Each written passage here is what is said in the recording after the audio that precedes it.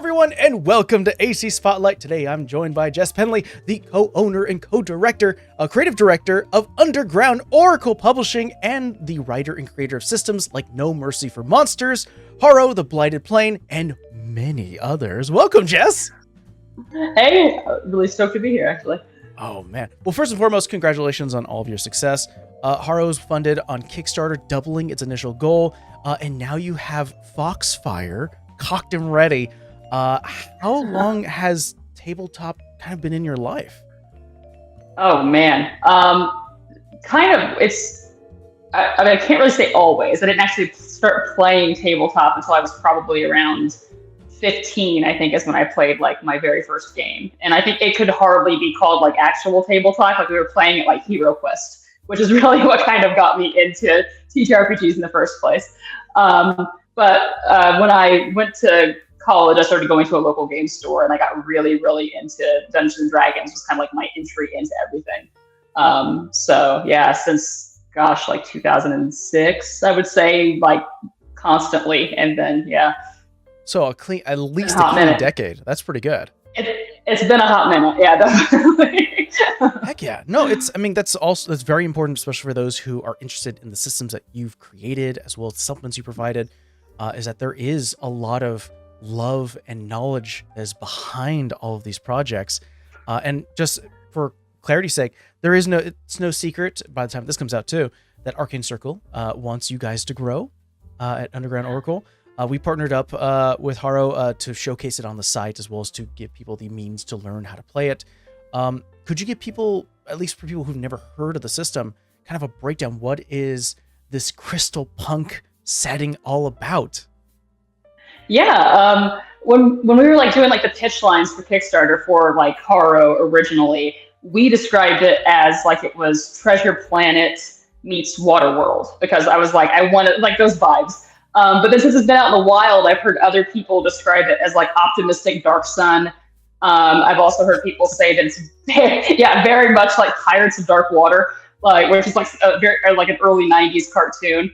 But yeah, really, it is definitely like an optimistic post-apocalyptic setting in like the ruins of a fantasy world. And you're kind of in the, I don't want to say Renaissance, but like you're on the cusp of the four nations like really propelling themselves forward, and like they're in a difficult situation in a world that is actively hostile toward them with its different energies and creatures and things, but they're continuing to push forward and thrive and kind of like build a better tomorrow. So we definitely wanted that kind of, I think we even have like a header in like the how to run part of the book, which is like stay defiantly hopeful. And that's kind of what we really wanted the whole vibe of Haro to be, is that it's like this very exciting setting that you can explore and find all this really rad stuff, but then it's also like a very defiantly hopeful setting in the background. I absolutely love it when systems such as yours brings out like there is a well-defined sort of setting and world that you can kind of play and adventure in, and always having sort of like this post-apocalyptic sort of setting leads to a lot of amazing mysteries and undertones and a lot of like secret ruins and things that you can find because something happened that buried it or something along that lines. I appreciate that. That's so much fun to play in those worlds where you've built it. You've given the structure where mystery and intrigue can be built upon it easily. Absolutely, and it was a big deal for us. We have a mechanic in it, actually. They're called Risen Isles, and basically the whole thing. So Haro exists on a plane where it's mostly water sands. So after the cataclysm that happened that like destroyed the world, most of the lands kind of like all the water evaporated and kind of turned into this very like water esoteric material, this mixture of like water and crystal and everything, but it looks like sand, like this iridescent sand, and that's what you're sailing across and what you're like traveling through, are the water sands. And periodically, islands will rise from the water sands that are either like kind of like pieces of the plane that are kind of like captured in time. So it might be something from before the cataclysm, or it could be a brand new oasis, or it could be like a new wasteland, or it could be a piece of another plane that's kind of poked through, because there's all these planier elements like that are at play too. So we built a mechanic in, so like if you wanted to bring in something from somewhere else temporarily, you can do that through, an island that rises out, and everybody gets super excited about this new island that's appeared suddenly, and no one knows how long it's going to be there and how long you have to explore it. So it's a really cool mechanic that definitely kind of, we wanted to make sure puts it in people's hands that, hey, you can introduce almost anything into Haro if you want to.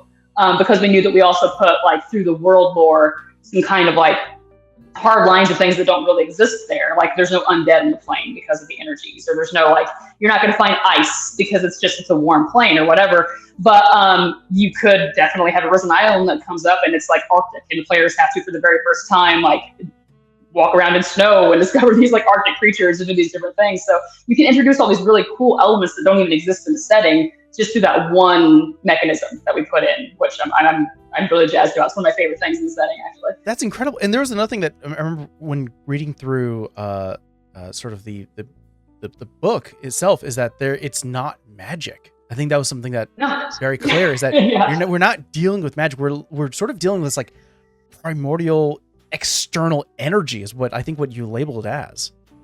Yeah, the crystal blight is what we call it, and it's kind of like it's the reason for anything fantastic that happens on the plane is through the crystal blight, which happened when the cataclysm. They had 3 crystals used to hang in the skies of Haro.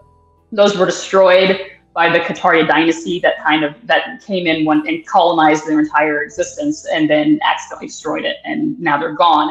But yeah, it flooded the plane with all this energy that like made creatures rapidly evolve and develop to kind of keep up with everything that was changing, completely changed the landscape, changed the peoples, like changed everything. And so it gives people these fantastic abilities. It gives people mutations. It can poison you. It can kind of do everything. It's kind of like, man discovering fire, in that it's like, it was this wonderful thing that we can utilize, but it can also destroy everything. So it's kind of like, that's kind of how they look at the crystal blight too, is it's like this twofold, it's a blessing and a curse. Like, it can go either way depending on who you're talking to at the moment or what's happening at the moment. I love that. I love it when a system gives you sort of the tools and goes, great, this is universal, go for it, you've got it. Yeah. I mentioned before too, when I was going through the book, something I also have to sort of just quickly sort of attach on, is that I've got to give some love and how well crafted the Haro book is organized. I mean, even in the early pages, when you dive into like what a gatherer is, sort of the rough overview of like the 4 nations and the many other unique aspects of the game, there are like citations and information that my brain goes, oh, this is like, if I ever need to go just like a rough overview, and if I need a breakdown, it's all here. It's a very easy read, which is very appreciated. How long did it take to fully construct the book itself? It ended up turning into a beast of a book. Like so Haro was a fairly old idea. When we originally conceived of Haro, it was years ago. We were still making just 5e supplements, and we released like an early iteration of Haro as just like a plane that people might get trapped in doing their normal D&D adventures. It was like 14 pages long, maybe, and it was a much more like, I guess, kind of. It was more post-apocalyptic in that like the nations were not getting along with each other. So like it was not meant to be a place that you stayed in for very long. It was much more hectic and stuff. And we ended up, building on Haro over the years, and it evolved and it turned into this, huge world. And then that ended up translating to the page. It was like a 300+ page book. So it took a while to get everything put together, the way that we liked it. And huge kudos to Chris Hopper, who's the person who laid out the book. He's amazing, because we were not easy with him with all the citations and all the everything. Like, he had a lot of work that he had to do clearly in that book, and he absolutely killed it. But yeah, it took, I think it took a year after all to get it put together after it was finished, like all the way. But I think from like start to finish, it took like 2 years to get the core book done. Wow. Yeah, that's a labor of love. It is, and also we have a hella small team. Like, a lot of people think we're much bigger than we are, but it was just me and my partner Keith. And then right when we were going to crowdfund Haro, we onboarded Kayla Baines as our general manager. So it's really just the 3 of us that kind of work on everything. And then we work with freelance artists, and we work with like freelance graphic designers, things like that. But all the writing, all the design, all that is just on the three of us. So we're a much smaller team than people assume sometimes. So it does take us a little bit of time, but it is a labor of love. We love it. So yeah, no, it's absolutely incredible. Now when it comes to Haro character creation, obviously for those who are coming from more mainstream systems like D&D, it is a little different when you start to create your characters, but there are still a multitude of options.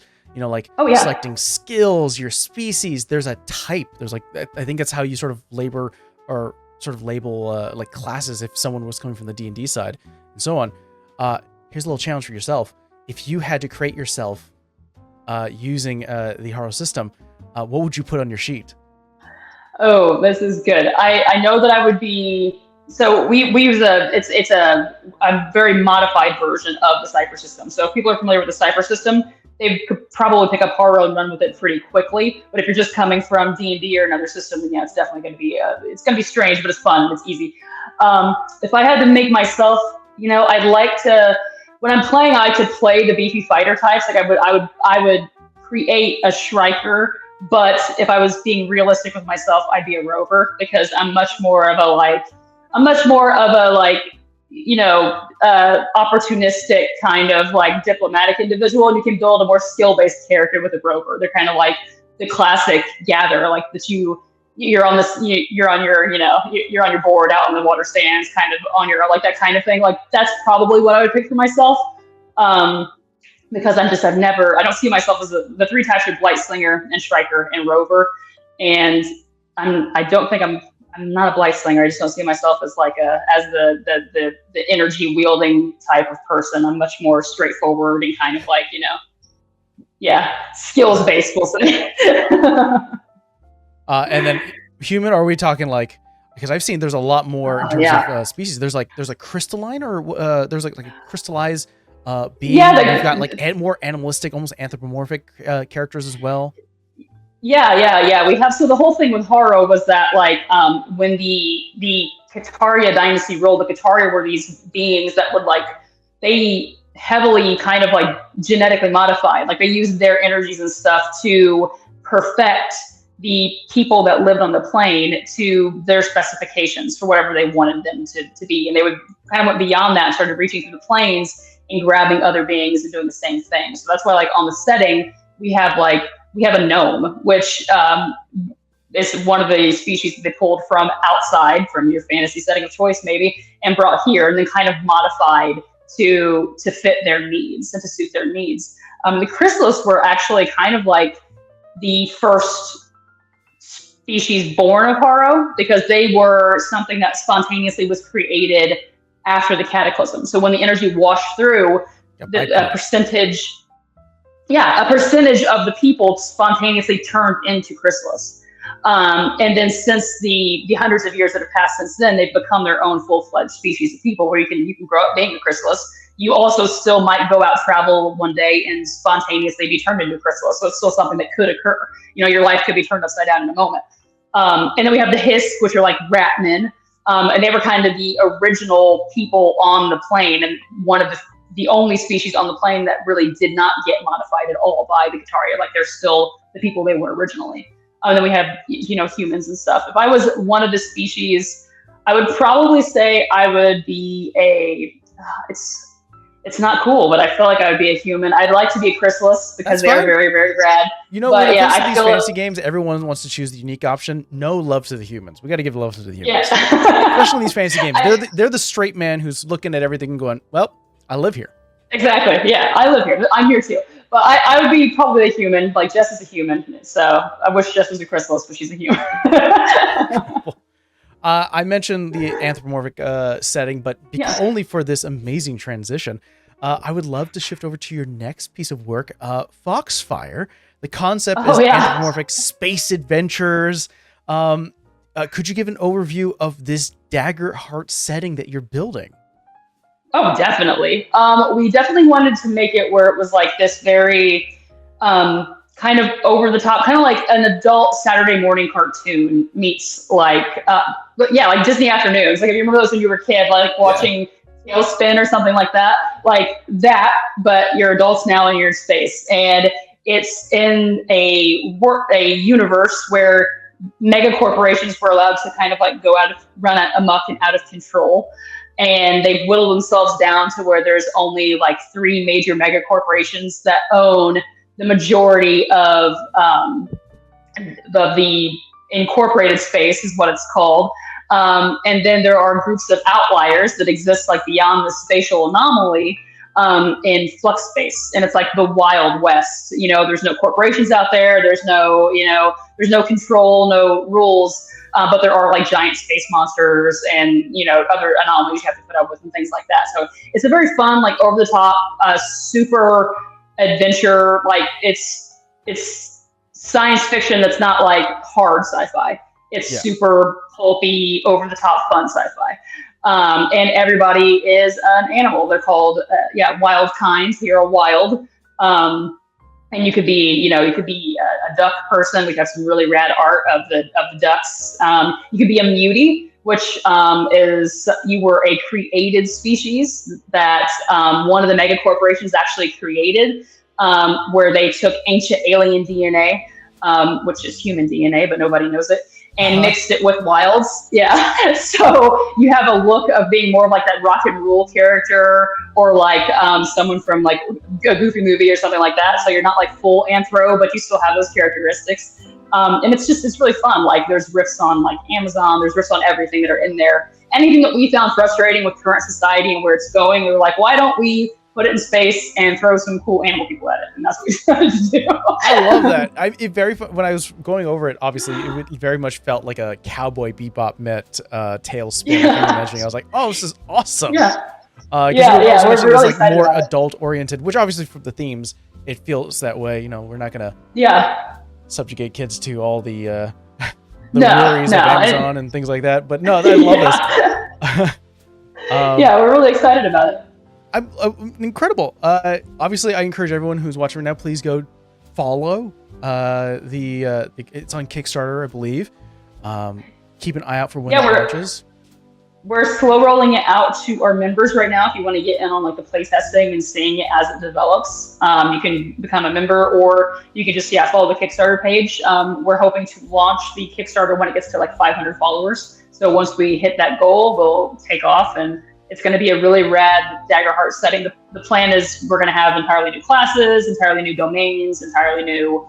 It's going to be a full-fledged like way to explore rather than just like a hack of the current Daggerheart. So you'll have new sci-fi oriented options. That's awesome. Now, not only are you building out these amazing worlds, but you're also having, and we talked about this a little above table, a bit of an unwavering commitment to human-made art. Working with fellow artists like Kendall Gates, we have Taska Skelton, Toby Blanchard, and many others. When you started Underground Oracle, how important was it to support actual artists? Incredibly important. And also, we published our very first supplement in, I think, very late 2018. I think it was October of 2018. So we didn't know there was really another way other than working with human artists. Like the very first thing that we did was we're like, let's get on the RPG forums and see if we can find art, because we didn't know what we were doing. Man. Let's see if we can find artists. Back in the day when like, AI wasn't even a thought. Jeez. I know. It never occurred to me. And then I found stock art, and that was amazing, but it was also all human made. I'm a huge proponent of stock art.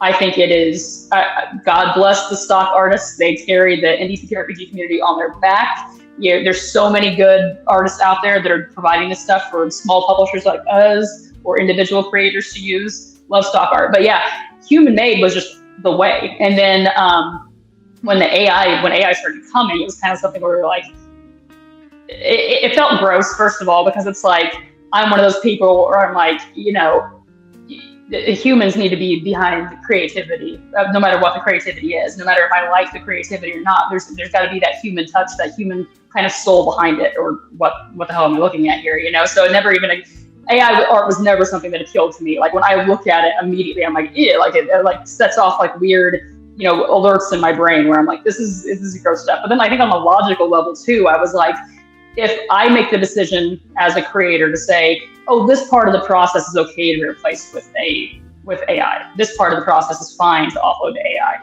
at what point am I kind of like cutting my own throat and being like, when am I, I could be replaced by AI. Someone could, Yeah. crank out, whatever I'm doing tomorrow. And I'm hoping people would consider it to be a really, poor imitation of what I do, but they can do it and just turn it out. So it's like, to me, I was like, because I saw a lot of people that would say things like, well, we can't afford it, which I get that, but a lot of people are in that position. We were always in that position. I mean, we're still in that position sometimes. Budgets are incredibly tight, but you can, there's stock art, there's repurposing public domain art. There's so many options out there now that I don't think that's a super great excuse. And it's one that I don't think if you were a writer listening to an artist go, well, I can't afford to pay a writer, I have to have them write this for me. I don't think you would feel that, it's the same thing at all. So to me, there was always like a hypocrisy behind it, and also just like a kind of a gross element. Like we're very supportive of our artists and of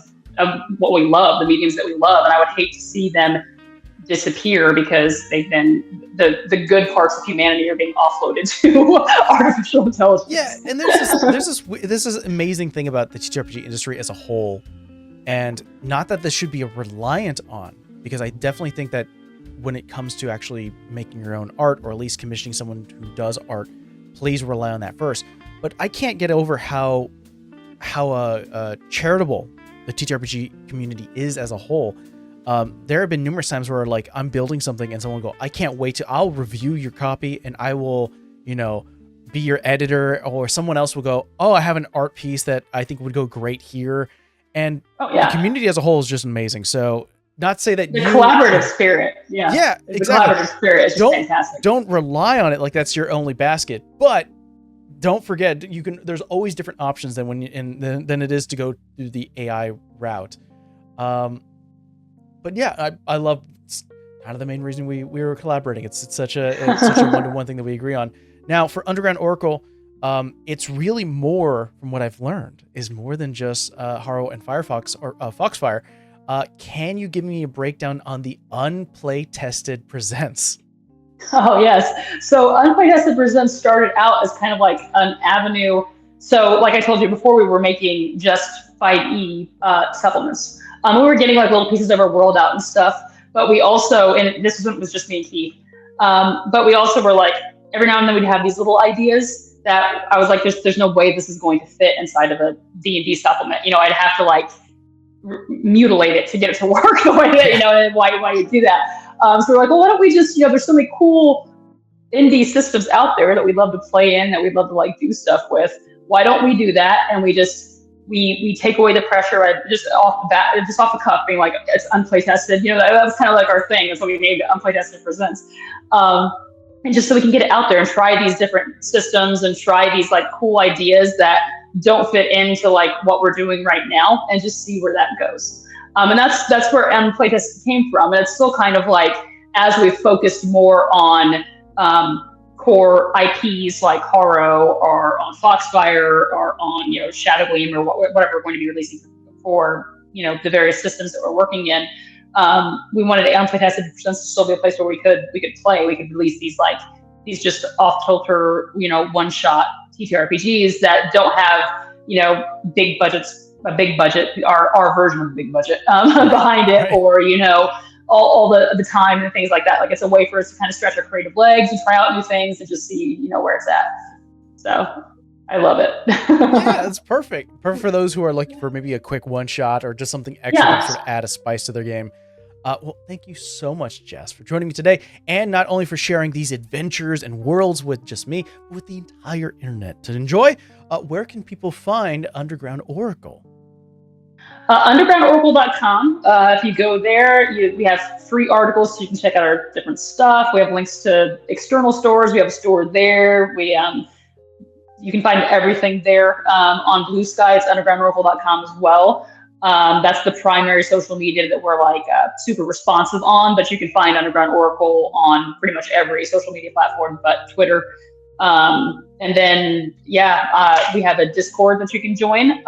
It is one that had kind of fallen by the wayside for a little bit, but we're making a big push as we partner with you. And as we're building out our GM program and things like that, we're kind of revitalizing the Discord as well, so people can stop by. That link's on the website.